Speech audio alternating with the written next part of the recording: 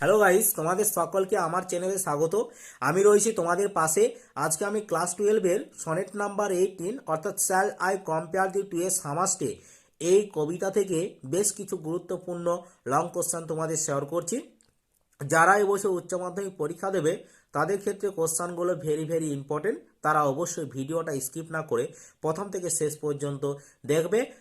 আশা করি এই ভিডিওটা তোমাদের কাছে অনেকটা হেল্পফুল হবে। তো দেখো, এর আগের ভিডিওতে আমি তোমাদের কবিতাটা লাইন বাই লাইন পড়িয়েছি। তোমরা যদি ওই ভিডিওটা না দেখে থাকো তাহলে দেখো, আমার ডিসক্রিপশনে লিঙ্ক দেওয়া আছে, ওই লিঙ্কে একবার ক্লিক করে তোমরা ভিডিওটা দেখে নাও। তাহলে এই সনেট নাম্বার 18 থেকে তোমাদের যেমন ধরনের কোশ্চেন আসুক, এসএ কিউ আসুক, এমসি কিউ আসুক এবং লং অ্যান্সার টাইপ কোশ্চেন আসুক, তোমরা অবশ্যই সমস্ত কোশ্চেনের উত্তর লিখতে পারবে। আমি তোমাদের 100% শিওর বলছি, অবশ্যই তোমরা লিখতে পারবে। তো দেখো, আজকে এখানে যে বেশ কিছু গুরুত্বপূর্ণ লং কোশ্চেন তোমাদের শেয়ার করছি, সেই কোশ্চেনগুলো কিন্তু এবছরের জন্য ভেরি ভেরি ইম্পর্টেন্ট। তো তোমরা দেখো, এখানে আমি ফার্স্ট তোমাদের একটাই উত্তর দেব, সেই একটা অ্যান্সার থেকেই কিন্তু সমস্ত কোশ্চেনের উত্তর লেখা যাবে এবং সেই উত্তরগুলো কীরকমভাবে লিখতে হবে আমি তোমাদের অবশ্যই বলে দেব। তোমরা ভালো করে মনোযোগ সহকারে ভিডিওটা দেখো। আর যদি আমার ভিডিওটা তোমাদের ভালো লাগে তাহলে তোমরা অবশ্যই আমার চ্যানেল সাবস্ক্রাইব করে রাখো পরবর্তী ক্লাসগুলোকে পাওয়ার জন্য। তো দেখো, এখানে question number 1, give the substance of the poem sonnet নং 18। Give the substance of the poem sonnet নং 18 অর্থাৎ 18 নম্বরের যে সনেট কবিতাটা রয়েছে সেই সনেট কবিতার সাবস্টেন্সটি লিখতে বলেছে। তো দেখো, এই অধ্যায় থেকে তোমাদের এই যে কোশ্চেনটা আমি বললাম, এই কোশ্চেনটার অ্যান্সার কীরকমভাবে লিখতে হয় দেখো। দেখো, অ্যান্সারটা হচ্ছে, ইন সনেট নং 18 shall I compare thee to a summer's day, the poet William Shakespeare compare his friends to the sweet days of summer season. কি বললাম?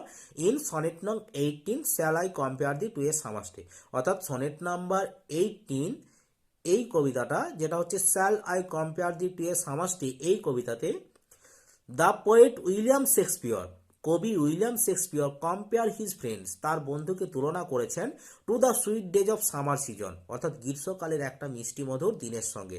The poet firmly believes that, the poet firmly believes that the beauty of his friend is more beauty and attraction than the summer season. কি বললাম?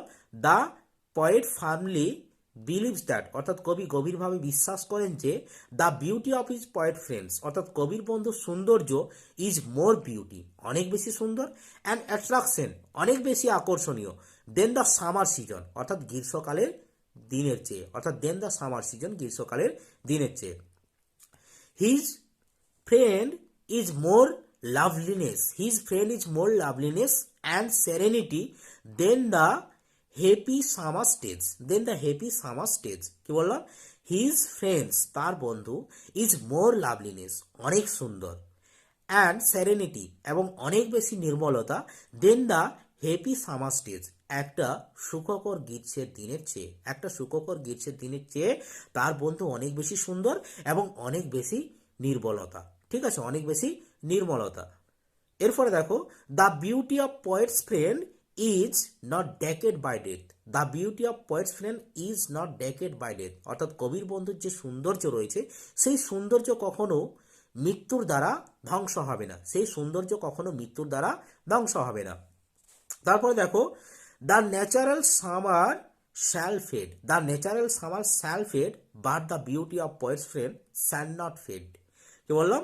The natural summer shall fade but the beauty of poets friend shall not fade any time, অর্থাৎ প্রাকৃতিক যে গ্রীষ্মকাল, the natural summer, প্রাকৃতিক যে গ্রীষ্মকাল, shall fade, সেটা বিবর্ণ হয়ে যায়, but the beauty of poets friends, কিন্তু কবির বন্ধুর যে সৌন্দর্য, shall not fade any time, সেটা কোনো সময়ের জন্য বিবর্ণ হবে না, অর্থাৎ সেই সৌন্দর্যটা হচ্ছে চিরন্তন, সেই সৌন্দর্যটা কোনো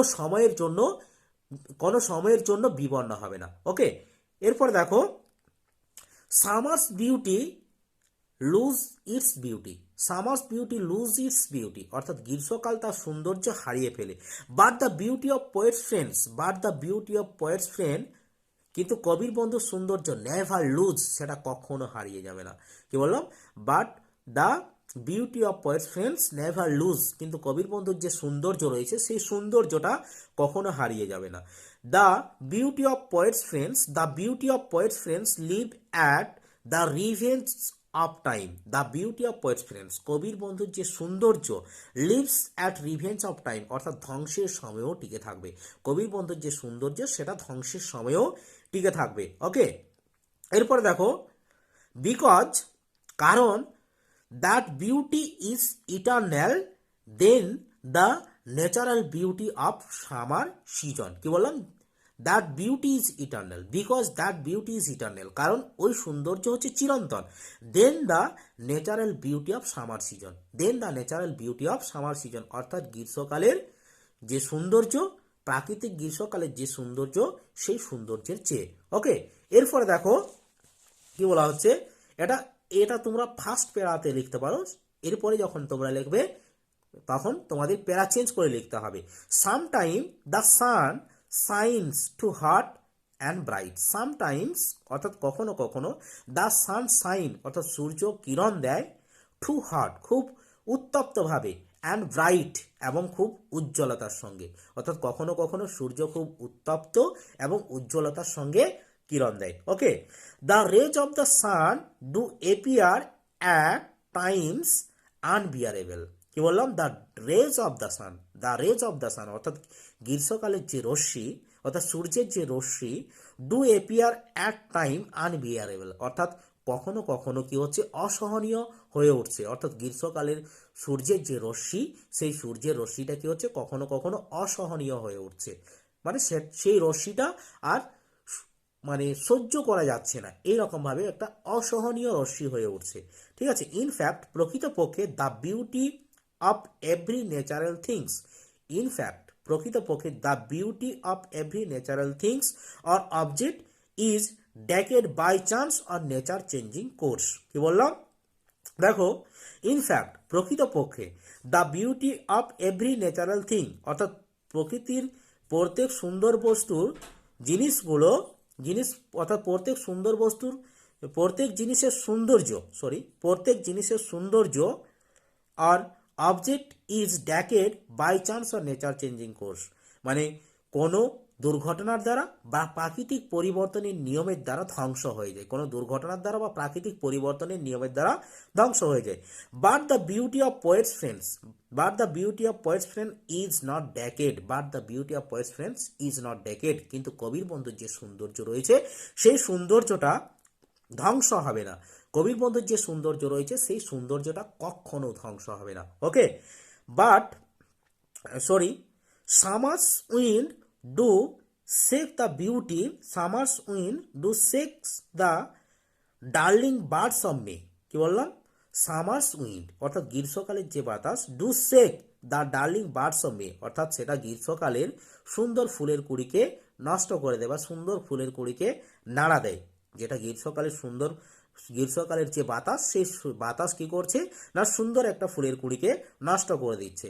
বাট কিন্তু death has not shake the beauty of poets friend, but কিন্তু the death has not shake the beauty of poets friend, কিন্তু মৃত্যু কখনো কবির বন্ধুর সৌন্দর্যকে নাড়া দিতে পারছে না। কবির বন্ধুর যে সৌন্দর্য রয়েছে সেই সৌন্দর্যকে মৃত্যু কখনো ধ্বংস করে দিতে পারছে না। Okay, so long men live in this earth, so long men lives in this earth and readers read this poem. কি বললাম?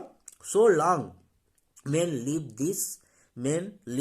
in this earth অর্থাৎ মানুষ এই পৃথিবীতে যতদিন পর্যন্ত বসবাস করবে, and reader read this poem, and reader read this poem আর পাঠকেরা এই কবিতাটা পড়বে, and the poem gives life to his friend that is eternal, and the poem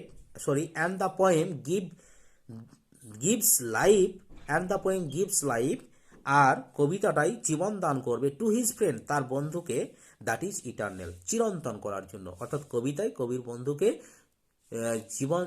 জীবন দান করবে চিরন্তন করার জন্য। ওকে, তো দেখো এরপরে দেখো কোশ্চেন নাম্বার 2। কোশ্চেন নাম্বার 2, এই যে আমি কি বললাম যে এখান থেকে কিন্তু সমস্ত কোশ্চেনের উত্তরগুলো তোমরা লিখতে পারবে। এই যে অ্যান্সারটা আজকে আমি তোমাদেরকে বললাম, শেয়ার করলাম, এই অ্যান্সার থেকে কিন্তু সমস্ত কোশ্চেনগুলো উত্তর লেখা যাবে। তো দেখো question number 2, and this gives life to thee, and this gives life to thee, আর এটা তোমাকে জীবন দেবে। এটার সঙ্গে দেখো বেশ কিছু কোশ্চেন আছে, কোশ্চেনটা ভেঙে ভেঙে আসবে। Where does this line taken from, where does this line taken from, এই লাইনটি কোথা থেকে নেওয়া হয়েছে। What does this refers to, এখানে দিস বলতে কি বোঝানো হয়েছে। Who is refer by thee, who is refer by thee, অর্থাৎ এখানে দি বলতে কাকে বোঝানো হয়েছে। How does this gives life, how does this gives life, আর এটা কিভাবে তাকে জীবন দান করবে বা এটা তাকে কিভাবে জীবন দেবে।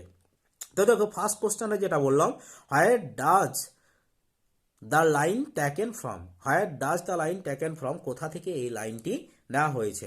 তো দেখো এটার অ্যান্সারটা লিখতে হবে, this line is taken from Shakespeare sonnet নং 18। কি বললাম, this line is taken from Shakespeare sonnet নং 18, shall I compare thee to a summer's day, অর্থাৎ এই যে লাইনটি, এই লাইনটি নেওয়া হয়েছে শেক্সপিয়রের 18 নম্বর সনেট কবিতা shall I compare thee to a summer's day কবিতা থেকে। ওকে, দ্বিতীয় কোশ্চেনটা দেখো কি বলেছে, what does this refers to, এখানে দিস বলতে কি বোঝানো হয়েছে। দেখো দিস রেফার্স টু সনেট নং 18, দিস রেফার্স টু সনেট নং 18, এখানে দিস বলতে বোঝানো হয়েছে 18 নম্বরের যে সনেট কবিতাটা রয়েছে সেই সনেটটিকে। এরপরে দেখো থার্ড যে কোশ্চেনটা দিয়েছিলাম, who is refer to by thee, who is refer to by thee, অর্থাৎ এখানে দি বলতে কাকে বোঝানো হয়েছে। The poet friends is refer to by thee, the poet friends is refer to by thee, অর্থাৎ এখানে দি বলতে কবির বন্ধুকে বোঝানো হয়েছে। এরপরে দেখো আমি যে আগের কোশ্চেনের উত্তরটা তোমাদের বললাম, যে এখানে ফোর্থ যে কোশ্চেনটা রয়েছে, how does this gives life, কিভাবে এটা তাকে জীবন দেবে বা কিভাবে এটা জীবন দান করবে, এই উত্তরটা তোমাদের যদি লিখতে হয় তাহলে আগের যে কোশ্চেনের উত্তরটা আমি বললাম সেই উত্তরটা পুরো অ্যান্সারটা তোমাদেরকে এরপর তুলে দিতে হবে, তাহলে এটার অ্যান্সার ক্লিয়ার হয়ে যাবে বা এটার অ্যান্সার সম্পূর্ণভাবে হয়ে যাবে। ওকে, আজকে এই পর্যন্ত। যদি আমার ভিডিওটা তোমাদের ভালো লাগে তাহলে তোমরা অবশ্যই সাবস্ক্রাইব করে রেখো পরবর্তী ক্লাসগুলোকে পাওয়ার জন্য।